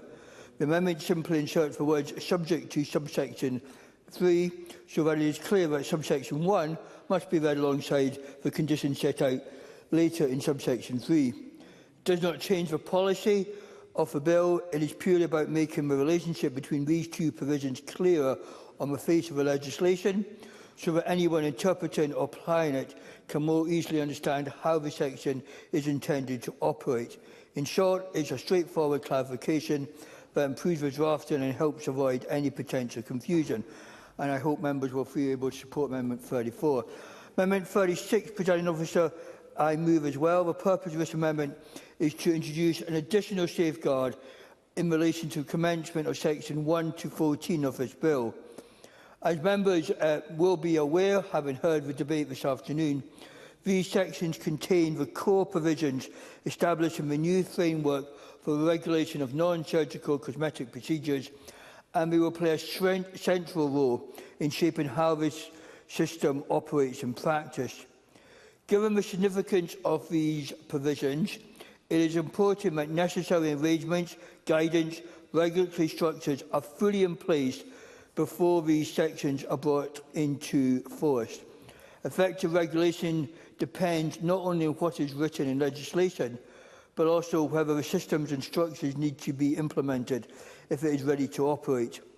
The amendment will therefore make clear that these regulations made under subsection 2 to commence sections 1 to 14 cannot take effect unless the conditions set out in the new subsection is satisfied. In practical terms, this links the commencement of those key provisions to the readiness of a wider regulatory framework, rather than simply allowing them to come into force on a date that may not reflect whether the system is fully prepared to operate. The intention here is not to delay the implementation of the bill or to create unnecessary barriers to progress it. Rather, it is to ensure that when the new regime comes in, it is going to be workable and enforceable. There is, I think, confusion amongst those within the business of how this will all work in practice, and it would be far better to get everything correct for people to understand what they are doing before these are implemented. And for that reason, Deputy Presiding Officer, I would ask that you would support, or the Chamber would support, Amendment 36. Thank you, Mr Balfour. I call Brian Whittle to speak to Amendment 7 and other amendments in the group. Mr Whittle. Thank you very much, Deputy Presiding Officer. There are a number of businesses currently operating without a Health Improvement Scotland licence, and this legislation will require that licence for certain procedures which was not previously required. The concern here is there will be an increase in applications which could create an application decision delay, forcing businesses to close for unknown extended periods of time while they await decision or maybe even cease trading altogether. Health Improvement Scotland said they will need more resources to enforce the bill. Eddie Doherty from HIS said, and I quote, "To be honest, it is currently quite a long way from being a self-financing process. The discussions with the Scottish Government about baseline funding will need to continue. They have the view that as the system expands, we are likely to require more money to meet the requirements." This amendment allows the commencement regulations made under 2020 to include transitional, transitory or saving provision. I did approach the Minister to see what could be done, as we've seen this before with the new regulations for PVG come into force and the summer demands for roles facing kids at camp or pre-hiring in schools. The outpaced Disclosure Scotland's service level agreement, which states that 90% of applications should be processed within 14 days. I'm glad we found common ground here, and the Minister agreed that my concerns raised a valid point and further noted from correspondence that she would not want to penalise any business that had done everything required of them to adhere to the new regulations. The approach we have settled on in this amendment allows transitional provision to be made in regulation alongside in advance of commencement of this bill. I do hope that the Minister is affirmative that this provision will be put in place if needed to ensure that businesses are able to trade without being criminalised if they have to apply for a licence. Presiding Officer. Thank you, Mr Whittle. And I now call the Minister to speak to Amendment 35 and other amendments in the group. Minister. Thank you, Presiding Officer. Although commencement of the bill is rightly a matter for ministers in the next Parliament, my intention is for the key provisions of this bill to be commenced on the 6th of September 2027, the day from which the licensing scheme for lower risk non-surgical procedures will also take effect. Businesses will have until that date to adjust to the requirements of the bill, and in that time preparations will be made for enforcement and implementation of the bill. I took on board Mr Balfour's concern that some businesses may be concerned that a future minister may bring forward the date for offences coming into force. I explained the reasons that this was unlikely. However, Amendment 35 in my name puts this beyond doubt by preventing the offence in Section 3 of providing a non-surgical procedure out with permitted premises from coming into force before that date. I recognise any earlier date may be unduly difficult for businesses, and any later would delay operation of the protections in this bill. I hope this provides assurances to Mr Balfour and that members will support this amendment. I urge Mr Balfour not to press Amendments 34 and 36, which would delay the commencement of offences in other parts of the bill for 24 months. This is too long a wait. I also cannot support provision that would stop the Government from using regulatory powers until then. The Scottish Government intends to progress work on regulations during this time, for instance, in relation to training or supervision. Mr Balfour is looking to support businesses, but it is in businesses' interests that work on other regulations can be progressed, for example under Section 5 of the bill, before offences come into force, to ensure businesses have advance notice of requirements.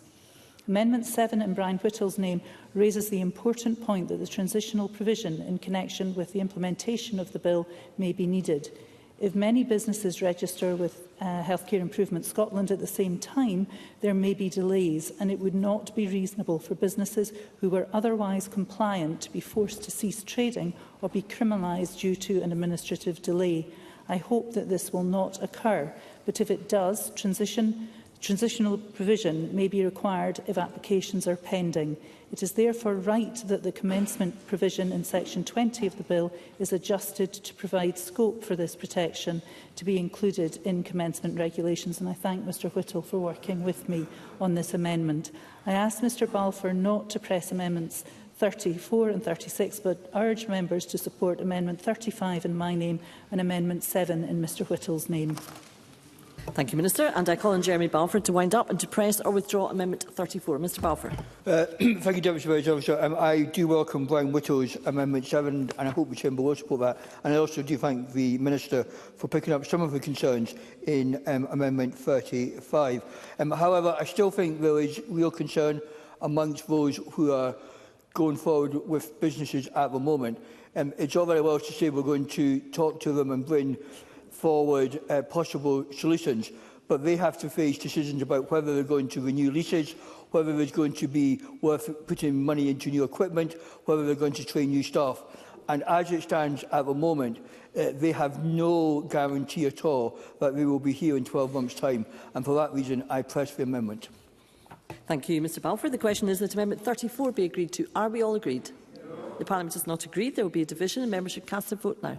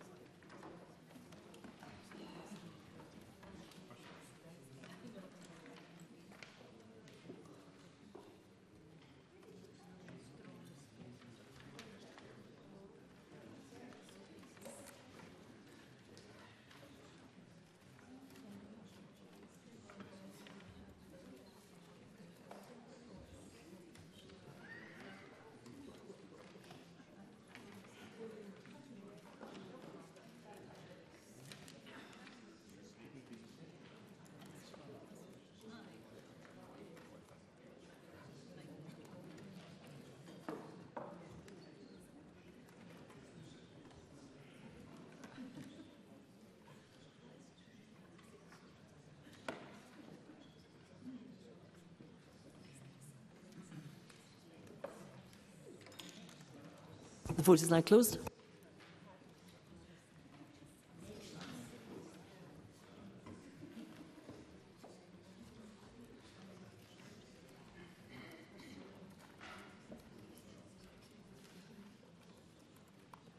Thank you. The result of the vote on amendment number 34 in the name of Jeremy Balfour is yes, 6, no, 91. There were 17 abstentions. The amendment is therefore not agreed. I call Amendment 7 in the name of Brian Whittle, already debated with Amendment 34. Brian Whittle, to move or not move? Move, please. Moved. The question is that Amendment 7 be agreed to. Are we all agreed? Yes. The Parliament is agreed, and therefore Amendment 7 is agreed to. I call Amendment 35 in the name of the Minister, already debated with Amendment 34. Minister, to move formally? Moved. Thank you. The question is that Amendment 35 be agreed to. Are we all agreed? Yes. The Parliament is agreed, and therefore Amendment 35 is agreed to. I call Amendment 36 in the name of Jeremy Balfour, already debated with Amendment 34. Jeremy Balfour, to move or not move? Moved. The question is that Amendment 36 be agreed to. Are we all agreed? The Parliament is not agreed. There will be a division, and members should cast their vote now.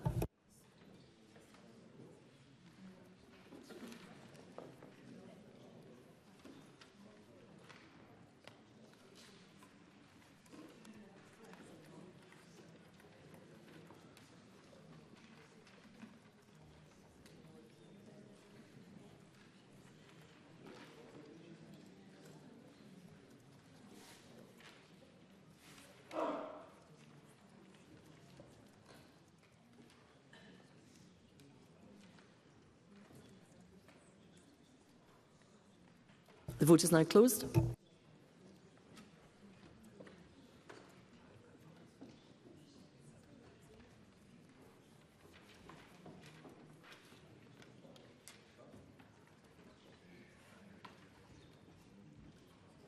Thank you. The result of the vote on amendment number 36 in the name of Jeremy Balfour is yes, 6, no, 106. There was 1 abstention. The amendment is therefore not agreed. I call Amendment 37 in the name of Sanjay Gohani, already debated with Amendment 25. Sanjay Gohani, to move or not move? Not moved. Not moved. I call Amendment 8 in the name of the Minister, already debated with Amendment 1. Minister, to move formally? Moved. Moved. The question is that Amendment 8 to be agreed to. Are we all agreed? Yes. The Parliament is agreed. Amendment 8 is therefore agreed to. I call Amendment 9 in the name of the Minister, already debated with Amendment 1. Minister, to move formally? Moved. Thank you. The question is that Amendment 9 be agreed to. Are we all agreed?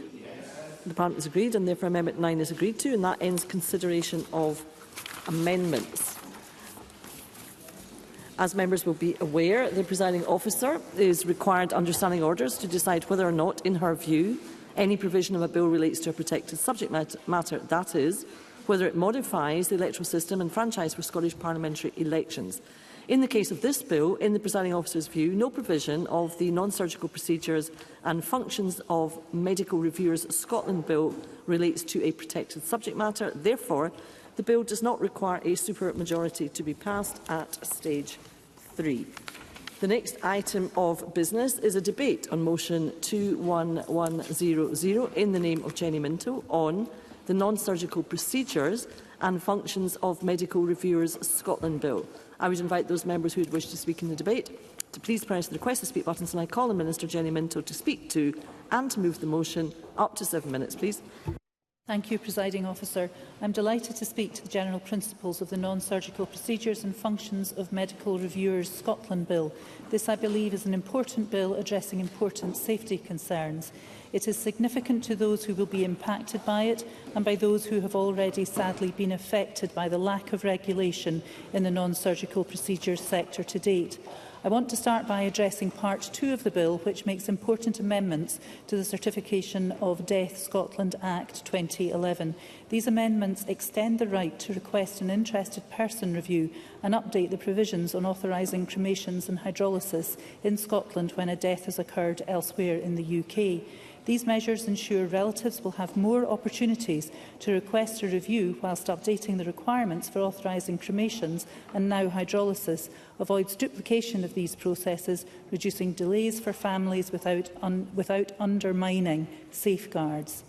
In considering the remainder of the bill, I want to start by reminding us why this bill came about, just as I did at stage 1. Concerns about cosmetic procedures were first raised over a decade ago. The Scottish Government took steps, and in 2016 services provided by independent healthcare clinics, which included non-surgical procedures, came under the regulation of Healthcare Improvement Scotland. Since then, the non-surgical procedures sector has continued to grow. Many people have had positive experiences with responsible and caring practitioners, but as the sector has grown, so have the stories of people who have been harmed or injured. The regulation of independent clinics left a gap whereby non-clinical settings remained entirely unregulated in a minority of cases. This has had tragic results. Mr. Hamilton. I'm very grateful to the Minister for giving way. She makes reference to those practitioners who go above and beyond in terms of the qualifications they seek out and the measures they put in place to safeguard the people in their care. I think they're still none the wiser as to whether this bill is going to put them out of business when it is finally implemented. I hope she will clarify to the Chamber in either her remarks now or in her closing remarks the intention of the Government to work with the sector to find a way through all of this so that when the next government implements it, it doesn't lead to the unnecessary loss of viable, high-quality businesses. Minister. I thank Alec Cole-Hamilton for his intervention and would note again my disappointment that he hasn't engaged with me elsewhere prior to this with regards to this bill. I would like to thank members and their constituents who have tirelessly raised these issues with government.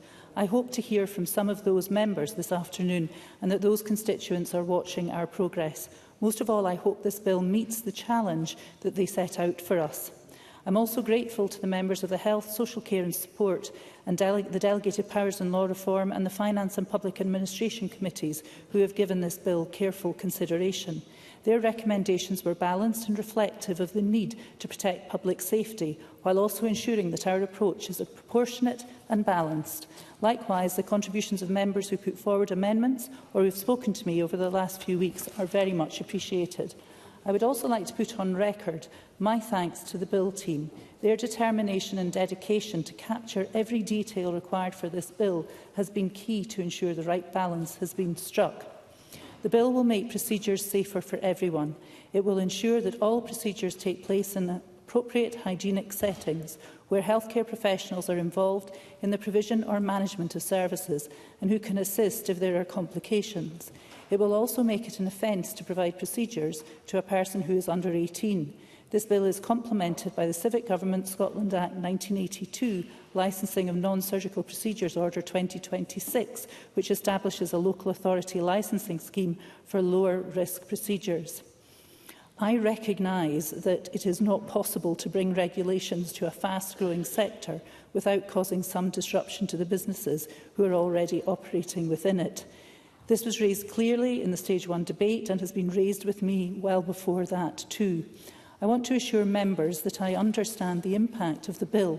I have considered this carefully. In doing so, I have met with currently unregulated businesses and I've heard which aspects of our approach are most challenging.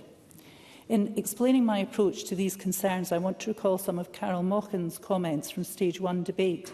In her carefully considered contribution, Ms Mochan stated that introducing further restrictions is a necessary step towards improving patient safety. Many of the amendments today and previously at Stage 2 sought to amend the bill to mitigate the impact of some of the requirements introduced by the bill. I did not urge members to resist those amendments lightly because these amendments weakened aspects of the bill and that are necessary to achieve our public safety aims. Neither the provisions in this bill nor our plans for future regulation go as far as some members would like, nor restrict procedures by as many as our European or comparator countries. However, I was not prepared to endorse proposals that I did not think were absolutely necessary. As a result, I believe that the bill we are voting on today is a balanced one that will achieve public safety aims, especially the protection of under-18s while protecting the space for a thriving sector. And to Mr Cole-Hamilton's point, the journey towards a safe, regulated and thriving sector does not end with this bill. So I want to take this opportunity to set out what I think must come next. In particular, I want to set out how the Scottish Government should work with businesses in both the regulated and currently unregulated parts of the sector. Clear information is needed for all businesses. If the bill is successful today, officials will host a webinar for businesses before the start of the pre-election period to explain the bill as amended today and explain more about what it means. Further information, guidance and advice on seeking support will also be produced. I expect the Scottish Government to work with businesses and associated industry in setting training and qualification standards and in considering the requirements of HIS registration to ensure that there are no unnecessary hurdles for businesses. I do not know what the composition of the Parliament will be that oversees the implementation of the bill if passed, but I am sure that the Parliament will hold the Government to account on all of these matters. I would once again like to thank the committee, members, business owners, providers and clients whose input has helped to shape the legislation. I move the motion that Parliament agrees that the Non-Surgical Procedures and Functions of Medical Reviewers Scotland Bill will be passed. Thank you, Minister. I now call on Sanjay Gohani to open on behalf of the Scottish Conservatives. Up to 6 minutes, please. Thank you, Deputy Presiding Officer. And as far as the certification of death part of the bill is concerned, we are in agreement with it. And I begin with a declaration of interest that I'm a registered GP and I'm registered with the General Medical Council. At its core, this legislation is about one fundamental principle, and that is patient safety. And at the moment, in parts of the non-surgical cosmetic sector, that safety is far too inconsistent. To put it bluntly, in some areas, the situation resembles the Wild West. Yes, there are genuinely good businesses, but there are also shocking ones that perform botched surgeries. This would be unacceptable in absolutely any other area of healthcare, yet for far too long, that is effectively what we have allowed to develop here. The procedures we're discussing today are often presented as simple, routine beauty treatments, but in reality they involve needles, injections, prescription-only medications such as botulinum toxin and substances injected under the skin. When something goes wrong, the consequences are not trivial. They include permanent scarring, tissue damage, severe infection, psychological trauma, emergency hospital treatment. And when complications occur, it is the NHS, under immense pressure, that end up treating the patient. And it's also worth reminding the Chamber that botulinum toxin is derived from one of the most powerful biological toxins known to science. Used correctly, in the right hands and the right clinical setting, it can be administered safely. But the key words here are correctly and safely, and that means trained practitioners, appropriate clinical environments and proper safeguards. Yet at present, we know some procedures are carried out in settings that can never be described or considered acceptable anywhere else. We hear about fizz and filler parties where you can get your Botox and your fillers whilst drinking champagne. Treatments delivered from spare rooms in houses. Procedures performed in hotel rooms or pop-up settings with little clinical oversight. No one in this chamber thinks it would be acceptable to receive antibiotics or other medicines from someone who was not properly regulated, insured and working in safe clinical environments. So why is it we're accepting injectable cosmetic treatments to be treated so differently? And I want to be very clear about one point. There are many practitioners who work in this sector who take responsibilities extremely seriously. They operate from clean, sterile environments, follow proper consent procedures and understand how to recognise complications. And I have every sympathy with those practitioners. In fact, many of them support stronger regulation because they are frustrated at being undercut by individuals who complete a very short training course and immediately begin carrying out invasive procedures. Proper regulations should not be seen as an attack on the sector, but rather protecting the reputation of responsible businesses, creating a level playing field. Yes, regulations might bring additional costs, but the reality is that good practitioners are already meeting those high standards, and regulations are aimed at raising the floor. And it ensures that poor practice must not and cannot continue unchecked. Above all, this is about protecting patients. We also know there are cases where procedures go beyond cosmetic injections. There have been reports of practitioners removing moles or skin lesions without ensuring that those samples are properly examined. Now, this raises serious concerns about misdiagnosis, including skin cancer, because even as a GP who sees skin lesions all the time, I refer to dermatology lesions that I'm not sure about. And when we remove lesions, we send it to histology to ensure that what we think that lesion is actually is what it says it is, and it's not a cancer that we have missed. There is no safety here. And again, this is not a minor issue. It's a matter of potentially life-saving clinical practice. The truth is, we are a decade behind where we should be in regulating this sector. And the popularity of non-surgical cosmetic procedures has grown rapidly, but the regulatory framework has not kept pace. And this bill is therefore a very important and necessary step. It recognises that if a procedure pierces the skin, involves injectable substances or uses prescription-only medication, then the standards governing that practice must reflect the clinical risk involved. However, legislation on paper will only achieve its aim if it's properly implemented. If we are serious about regulation, and I am, then Health Improvement Scotland must have the resources necessary to enforce it effectively. Without that capacity, even the best written legislation will struggle to deliver what the patient requires and the protection we intend. Deputy Presiding Officer, this bill is not about restricting innovation or closing down responsible businesses. It's about bringing order to what has often resembled the Wild West. Thank you. Thank you, Dr Gulhani. I now call on Carol Mockin to open on behalf of Scottish Labour. Up to 5 minutes, please. Thank you, Presiding Officer. Scottish Labour's approach, as I've said, to this bill has always been to take the view that patient safety should be our #1 priority. It of course recognises that there are businesses operating in this sector who provide services in a very professional manner and within a very professional environment. And Scottish Labour does recognise this, but the non-surgical procedures industry currently operates largely unregulated and has been needing regulation for some time. The committee's Stage 1 evidence gathering heard of fizz and filler parties, and people being injected or given treatment in the back of taxis and sheds. Premises administering injectable procedures aren't currently regulated in a way that the public should really expect. And there is limited oversight of risk to consumers' safety and well-being. Right now, we rely on businesses to provide services in a safe and hygienic setting. But the reality is that these premises aren't regulated and we have no way of really identifying the good practices from the bad. This legislation would correct that. This is why Scottish Labour supports the regulation of the non-surgical procedures industry. By bringing the industry under the scope of HIS, we ensure that there is oversight and regulation of premises. The bill will not only strengthen standards across the sector, but will also strengthen accountability and safety. We are aware of the concerns raised by industry over the impact changes will have for business models and operations. This is why we supported amendments that seek a phased implementation and review of the operation and enforcement of the Act.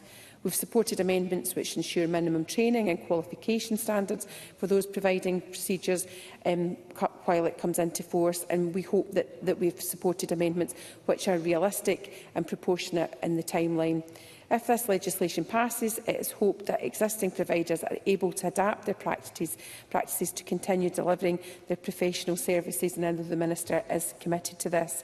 It's important that future governments ensure that current providers of non-surgical procedures have good access to training and support with a sufficient adjustment period, and amendments across the Chamber have sought to ensure this. These procedures are not risk-free. We want to see fair and appropriate regulation to ensure the highest standards in patient safety. We also want to protect children and young people from both access to and the appeal of such services. I welcome the bill, which takes important steps to ensuring regulation, enforcement and accountability is brought into the sector. If this bill passes, the introduction of this legislation must be balanced with support, training and guidance for the industry ahead of implementation. And we do thank the cross-party working that has happened within this bill, and I close with that. Thank you, Presiding Officer. Thank you, Ms Mockin. I now call on Gillian Mackay to open on behalf of the Scottish Greens. Up to 4 minutes, please. Thanks, Deputy Presiding Officer. I'd like to begin by extending my thanks to the legislation team who, as always, have been incredibly helpful and responsive throughout stages 2 and 3. A special mention from me must go to Cleft Lip and Palate Action, who worked with me on my amendments at stage 2, and I know the bill is stronger as a result of their involvement. I'd also like to thank all of the constituents and business owners who shared their thoughts with me. I appreciate that we were often approaching the bill from different viewpoints, but it was incredibly useful for me to hear their position on particular amendments and how they would be affected so I could make a considered judgment. This bill, as others have said, will create a safer environment for everyone involved in non-surgical cosmetic procedures. It sets out what's required of businesses and practitioners and what consumers can expect in terms of safety standards. It's a vast improvement on the current situation, with Scotland being described as the worst country in Europe for unqualified practitioners injecting customers with cosmetic treatments. It will also protect children and young people by introducing a minimum age of 18 for people undergoing procedures. This is vital, as Advice Direct Scotland recently warned that children as young as 15 were seeking help following botched Botox treatments and dermal fillers. As I highlighted in my Stage 1 speech, the Royal College of Surgeons of Edinburgh warned that facial structures continue to develop into early adulthood, and starting these procedures from a young age can have long-term effects. Procedures such as dermal fillers and Botox too young can lead to muscle atrophy and tissue damage, and should rightfully only be available to those over the age of 18. It is right that the bill will instate a strict age limit, and I'm pleased that we've cross-party agreement on that. Robust discussions have taken place at stages 2 and 3, with differing views on how to get the balance right between protecting consumers and supporting businesses. But I've always maintained throughout that patient safety must be the overriding concern. I believe the bill upholds that, and I'm glad to see that attempts to weaken it haven't passed. There are some concerns that regulation could drive rogue practitioners underground, but we cannot use that as an excuse not to act. The bill is proportionate, fair and, I believe, represents a significant step towards eradicating unsafe practices in the cosmetic industry. We must ensure, though, that where businesses have provided these procedures with care, that we see engagement with them from the next government to ensure that they can continue to be supported. While the procedures covered by the bill may seem routine or non-invasive, complications can be severe. Just last year, the BBC reported that people who have cosmetic filler injections in their face should be warned of the risk of a dangerous complication involving blocked arteries that can lead to skin loss and even blindness due to damaged blood flow. Lead researcher on the study, Dr Rosa Sigrist, said that, although uncommon, such vascular occlusion events where the fillers injected into or too close to blood vessels can be devastating because they can cause tissue death and facial deformity if not treated. Cosmetic procedures should therefore not be undergone lightly, and it is essential that those performing them have the right skills, experience and, crucially, supervision. Given the dangers posed by some cosmetic procedures, we need robust, effective regulation, and I believe that this bill delivers that. Thank you, Ms Mackay. I now call on Alex Cole-Hamilton to open on behalf of the Scottish Liberal Democrats. Up to 4 minutes, please. Thank you, Presiding Officer. And can I start by clarifying that the Liberal Democrats have sought to engage with this bill. It's unfortunate that we couldn't make diaries align for me to meet directly with the Minister. I am grateful for her offer of that, and I will take that up if there's time before the dissolution of Parliament, and certainly work with whoever the Minister is in charge in the next Parliament to make sure this works for everyone. Presiding Officer, this bill brings forward important reforms that are necessary. Its intention is to strengthen public safety and, indeed, by so doing, improve confidence in the sector and in the regulation of non-surgical cosmetic procedures. We will support it at stage 3, but I do offer those same caveats that I did in the intervention to the Minister in my earlier remarks to Ash Regan's amendments, that we can't plough on with this and see those high-quality businesses and professionals who have sought to get the maximum qualifications they can and deliver the highest quality of service they can. We can't see those sent to the wall. As we know, Part 1 of the bill addresses higher-risk procedures that pierce or penetrate the skin, including treatments such as dermal fillers, botulinum toxin, thread lifts and deep chemical peels. These are often marketed as routine or low risk, but when they're carried out incorrectly or by those without adequate training, the harm can be serious, lifelong and deeply distressing. And for too long, regulation in this area has been fragmented and unclear. There's been no single framework setting out where these procedures can take place, who's qualified to perform them, and what minimum standards should apply in their administration. That lack of clarity benefits no one, neither patients nor responsible practitioners. And for those reasons, Scottish Liberal Democrats have supported the principle of regulation as this bill has progressed through this Parliament at every stage. The move towards a more risk-based and proportionate framework, including the distinction between higher risk and lower risk procedures, is, we believe, sensible. And likewise, restricting higher risk procedures to appropriate premises with proper oversight, prohibiting procedures for under 18s, and giving Healthcare Improvement Scotland inspection and enforcement powers are all important steps forward.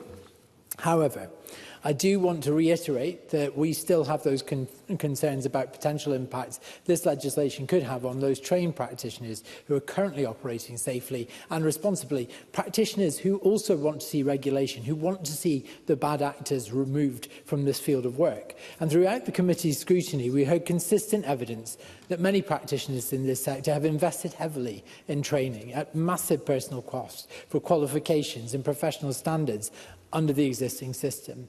Many of those, as I've said, support regulation because they want to see those bad actors removed and confidence strengthened. But there remains risk that if this system is implemented with the inflexibility we saw at stage 1, some of those responsible practitioners, many of them who are self-employed and in large part female-led sector, could find themselves regulated out of the profession altogether. I don't think any of us really want to see that. And I am gratified at the chink of light I think I've seen in the Minister's remarks that through regulation and the implementation phases of this bill, that her government will work with the sector towards a more irrational implementation. That would not improve safety. It would simply remove skilled providers and risk pushing activity outside the regulated system. If we don't get this right, some of this is still going to happen, but in a more black market setting at higher risk. As the framework introduced by this bill is implemented, it will be so important for the government to engage closely with those practitioners. I'm glad we've heard some of that today, to keep it under review and to ensure that the regulations remain proportionate, workable and focused on patient safety. To conclude, Presiding Officer, Scottish Liberal Democrats will support the overall aim of improving safety and strengthening oversight, but with the caveats we offer to protect hard-working, well-qualified practitioners who just want to protect their businesses. Thank you. Thank you, Mr Cole-Hamilton. We now move to the open debate. I call on Stuart McMillan up to 4 minutes, please. Thank you, Presiding Officer. Presiding Officer, this bill is important as the sector it looks to regulate has grown vastly in recent years. And today, Parliament has been asked to support crucial legislation that helps provide many safeguards to protect consumers. Now, since the issue was first raised with me by my constituent Jill Best in 2018, I've been on a learning journey. I'm surprised by how lax regulations actually were for non-medics. And for those people who are trained medics and who are into the sector, the hoops to be jumped through from Healthcare Improvement Scotland were strict, and so they should have been. There clearly hasn't been a level playing field, though. This bill enables the state to catch up, and my amendment for a review after 5 years, which has passed at stage 2 and then also improved upon today with Amendment 28, provides the opportunity for future Scottish Governments to try and keep pace with an ever-changing and fast-changing industry. And this sector fundamentally is here to stay, so regulations are a must to safeguard consumers. I appreciate the bill. It will not be supported by everyone, and there are people who are non-medics who are highly trained, and the Minister was clear at stage 2 and also today as we discussed stage 3 amendments. But ultimately we need to guarantee a sector that will protect our constituents, and the importance of having a healthcare professional on site is absolutely compelling. Presiding Officer, I do want to conclude my remarks. I'm not going to take the full 4 minutes. I did speak in stage 1 and throughout this whole process. But I do want to thank both the Minister for her engagement and also my constituent Jill Best for raising the issue with me in the first place. Firstly, to the Minister. I appreciate the Ministers are bombarded daily with requests to help and also highlighting many things. But the fact that I've been raising this issue for almost 8 years shows that this issue wasn't going to go away. And clearly COVID-19 stopped any momentum, but the Minister was always willing to listen and engage, and I want to pay tribute to her for that. The round table hosted by Miles-Briggs was a turning point, in my opinion, and when the Minister and everyone else in the room heard first-hand how a botched treatment actually had affected someone. So, thank you, Minister. Thank you for listening, engaging and acting. And the sector and the wider public will be safer as a result. And secondly, to my constituent, Jill Best. I'd never met Jill before until she got in touch with me to raise her concerns about this particular issue. And after then reading more about the issue and engaging with her further, I knew that she was a person passionate about the industry and also for sharing best practice. Jill's actions and campaigning have brought about this bill. Clearly, others have helped greatly along the way, but I do want to pay tribute to her. It does show that any person in Scotland can help to change the law, and Jill's actions will ensure that that happens today. And I ask the Chamber to first of all thank Jill, thank the Minister, but also vote to support this bill this afternoon. Thank you very much. Thank you, Ms McMillan. We now move to closing speeches, and I call on Cara Mochan to close on behalf of Scottish Labour. Up to 4 minutes, please. Thank you, Presiding Officer. And I thank all of those who have participated in this debate, all really cross-party working. And can I thank the clerks and the bill teams throughout. As I mentioned in my opening speech, Scottish Labour's approach to this bill has consistently prioritised patient safety. The growth in the non-surgical procedures industry has highlighted a worrying gap in essential regulation to protect both people and the providers delivering professional and safe services. This is an industry that is growing, and both the public and professional bodies want it to be reflected. The bill offers a chance to introduce national standards and expectations and will in the long term ensure that patient safety is prioritised. We want all services to be as safe as possible, and can I take this opportunity to put on the record again that we in Scottish Labour do recognise the good practice which currently exists in the sector. However, we currently have no way of identifying the good from the bad, and there are clear cases when hygiene and safety standards aren't being met, and this is why this bill is so important. This is a sector which has grown rapidly, and given that these services and procedures are so widely available and easily accessible, this legislation is welcome. It's not for us to determine how a person chooses to present themselves, but Parliament has a responsibility to ensure public safety is protected and that necessary safeguards and regulation are in place. This bill will create an offence for providing procedures to people under the age of 18, which is welcome and long overdue. We know that these procedures aren't suitable for young people and that they can have damaging and long-term consequences. This bill will improve accountability when things go wrong, and there is an opportunity to raise the public's awareness, which is important, and to educate people on the standards they should be looking for before undergoing procedures with associated risks. While we support the bill, we also recognise the reservations and concerns expressed by those in the industry who support regulation but are seeking reassurance over support and guidance. Scottish Labour have supported a number of amendments that seek a phased implementation and review of the operation and enforcement of the Act. We will continue to scrutinise the legislation in the sessions to come to ensure that its implementation and future regulations are balanced with support, training and guidance for the industry. Thank you, Presiding Officer. Thank you, Ms Morgan. I now call on Brian Whittle to close on behalf of the Scottish Conservatives. Up to 4 minutes, please. Thank you very much, Presiding Officer, and I rise to close this Stage 3 debate on the non-surgical procedures and functions of Medical Review of Scotland Bill on behalf of the Scottish Conservatives. This is a significant piece of legislation that seeks to bring much-needed order to two very different yet equally vital areas of Scottish life: the rapidly expanding aesthetics industry and the sensitive processes surrounding the certification of death. Turning first to Part 1 of the bill, we must acknowledge that Scotland's non-surgical sector is a genuine success story. It's a fast-growing industry, and notably one that is predominantly female-owned and led. That's something we should be celebrating in this chamber. However, for too long, the sector has operated in a regulatory vacuum. The absence of a robust framework does a disservice to many high-quality professional businesses operating across our communities. When untrained individuals are unlicensed products in unvetting settings, it doesn't just put the public at risk, it undermines the reputation of responsible professional providers who strive for excellence.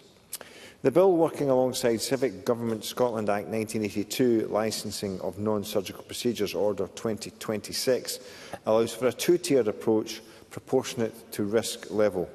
Low-risk procedures such as superficial chemical peels or microneedling at shallow depths can be regulated through premise-based licensing. Higher-risk procedures, including Botox, thread lifts and deeper chemical peels, rightly require a clear focus on competence and oversight of the individual administrating the treatment. While consumer safety is at the heart of the bill, applying regulation to an established and diverse industry for the first time is a complex challenge. We have to strike the right balance.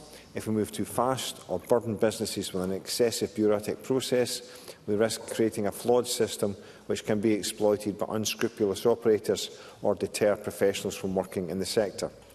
I have been clear throughout this process we need well-designed regulations that improve safety for customers without making compliance an impossible financial or administrative burden for reputable businesses.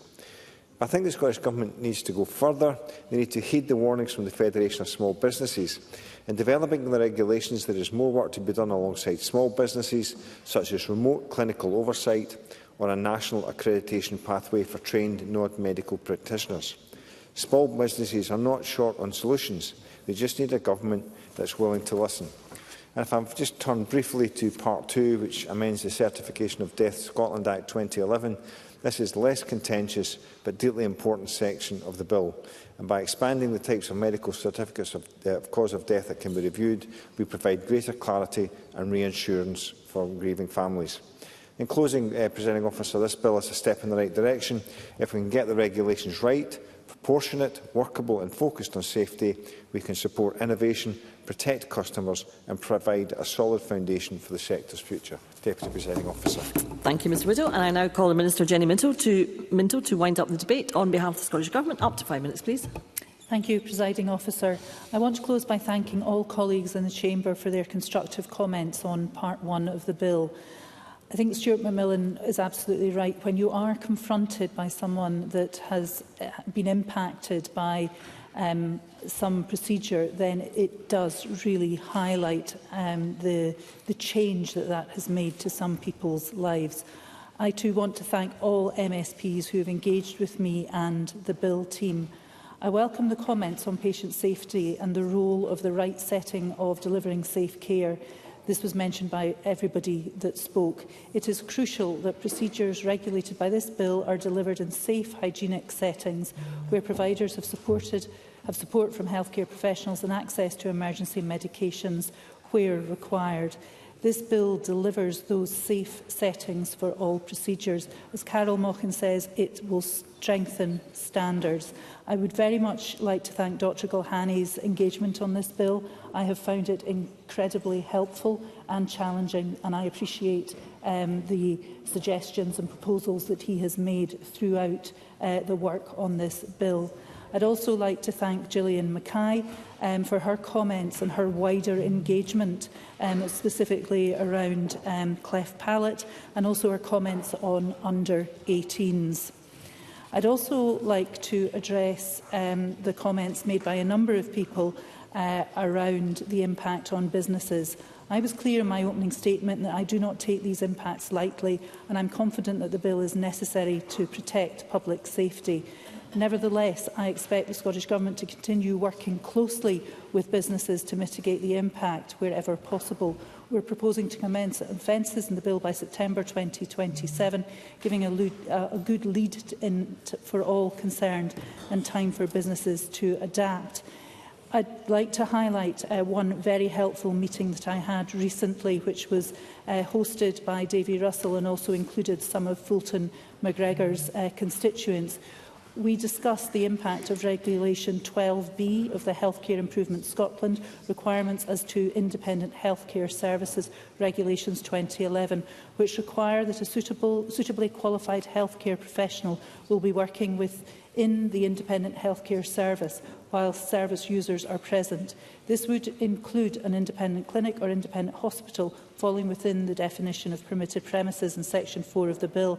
I've instructed officials to consider this requirement, particularly the requirement for healthcare professionals to be on site at all times in relation to businesses that offer a mix of procedures regulated by this bill and other beauty treatments or licensable activities. And I hope Brian Whittle and Alec Cole-Hamilton will recognise that this is a government that is listening. Colin Beattie also talked about establishing a professional body for non-healthcare professional practitioners. As he commented, this isn't something that the Scottish Government can specifically do. However, we would be very happy to facilitate introductory discussions between the PSA and our representative group wishing to establish a register of practitioners with a view to accreditation in the future. I want to thank all members for their contributions. Intervention to regulate a growing and changing sector is not easy, and I have welcomed both the support and the constructive challenge I have received. I'm also grateful for the careful consideration that Part 2 of the bill received, even if it's not been the focus of today's debate. As the Minister for Public Health and Women's Health, public safety has been my absolute primary priority, and this bill delivers its public safety aims in a proportionate way. And again, I'm very thankful to Stuart McMillan and others who have regularly met with me to discuss the impact that this has had on their constituents.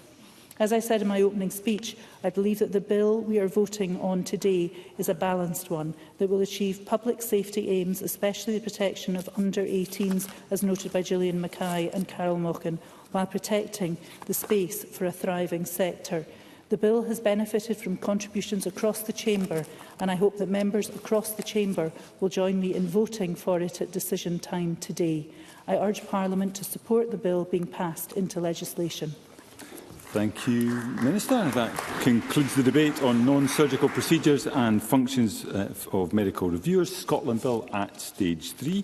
It's now time to move on to the next item of business. And the next item of business is consideration of Business Motion 2110 in the name of Graham Day on behalf of the Parliamentary Bureau, setting out a timetable for the Stage 3 consideration of the Building Safety Levy Scotland Bill.